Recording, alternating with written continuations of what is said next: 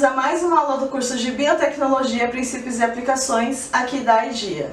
Nessa aula falaremos sobre transgênicos ou organismos geneticamente modificados.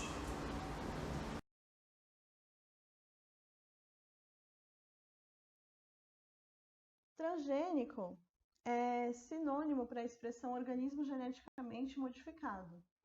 É um organismo que recebeu um gene de um outro organismo doador e essa alteração no seu DNA permite que apresente uma característica que não tinha antes. A transgenia é uma evolução do melhoramento genético convencional, que permite transferir características de interesse agronômico entre diferentes espécies, com o objetivo de torná-la resistente a doenças ou mais nutritivas, entre outras aplicações. Organismos transgênicos podem ser obtidos por meio de transformação genética, ou seja, a introdução controlada de genes em um genoma receptor por meio da tecnologia do DNA recombinante. Trata-se de uma forma moderna de melhoramento genético, sendo responsável pelo aumento da produtividade de culturas de milho, soja, arroz, feijão, trigo e dentre outros. É possível transferir genes de outras espécies ou até mesmo de outros organismos por meio de transferência indireta. Nesse caso, é utilizado um vetor, uma bactéria, Agrobacterium, que possui a capacidade de transferir o seu DNA para plantas naturalmente, induzindo-a a sintetizar substâncias para o seu crescimento. É possível alterar o DNA dessa bactéria, retirando os genes nocivos da planta e introduzindo os genes de interesse. Outro método para introduzir material genético é a transferência direta, em que são usados métodos físicos ou químicos para romper a parede celular da planta, como, por exemplo, a eletroporação ou aceleração de partículas e também a biobalística. Na aceleração de partícula, é dado um tiro de DNA nas células-alvo por meio de aparelhos que empurram micropartículas de ouro cobertas com DNA para as células-alvo. No caso da biobalística, utiliza-se micropartículas aceleradas a alta velocidade para carregar e introduzir genes em células e tecidos.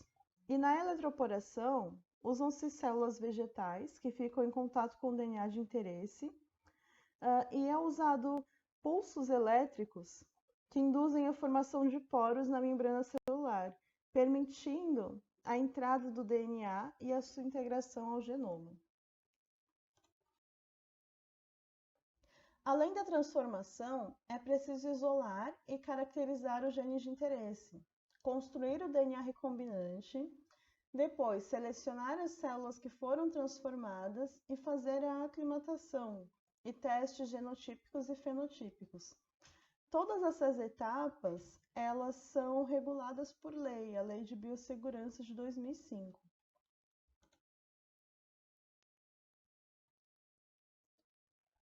Os principais objetivos quando se cria organismos transgênicos é o melhoramento genético na agricultura, obter plantas tolerantes a pragas, doenças e herbicidas, que vão ter um maior tempo na prateleira ou uma maior produtividade.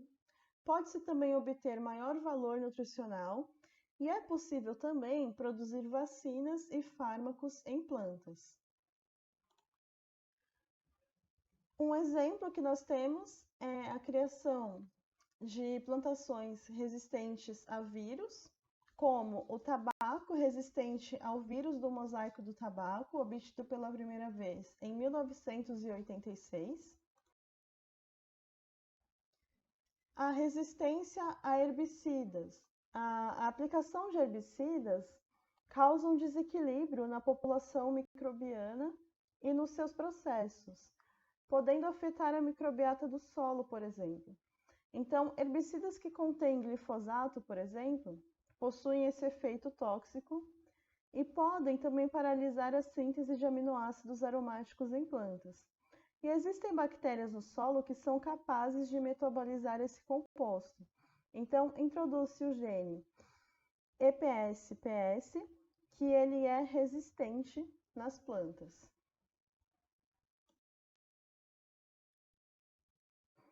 Para se obter plantas resistentes a fungos, é preciso expressar proteínas hidrolíticas ou proteínas microbianas, ou então inibir a virulência do patógeno, alterando componentes estruturais. Então, existe, por exemplo, um alface tolerante a fungo criado na Embrapa. Em relação à resistência aos insetos, então existem estratégias relacionadas à expressão de proteínas que alteram o ciclo de vida ou então que são letais a esses insetos. Uma das mais eficientes é o uso do gene Bt-Cry, que codifica uma proteína tóxica de bactéria gram-positiva que produz um potente inseticida, a toxina cristal. O arroz dourado possui um alto teor de vitamina A e foi introduzido em países subdesenvolvidos em que a população tinha uma deficiência nessa vitamina. Isso é possível pela introdução de genes que tornam a semente capaz de acumular altas capacidades de beta-caroteno. Então, essa é uma forma de aumentar a quantidade de nutriente. Resistência à desidratação. O DRE é um gene associado à resposta à desidratação, que atua na regulação da expressão de genes de resposta ao estresse hídrico e diminuição da temperatura. O DRB1 é capaz de conferir alta tolerância ao estresse hídrico. Então, as plantas conseguem tolerar grandes períodos sem irrigação. É possível também, com manipulação genética, obter flores com novos padrões de coloração que não existiam antes. E, por fim, é possível também expressar proteínas de interesse em saúde humana em plantas, podendo-se criar ou vacinas ou então até mesmo medicamentos comestíveis. Essa foi a nossa aula sobre transgênicos ou organismos geneticamente modificados. Muito obrigada e até a próxima!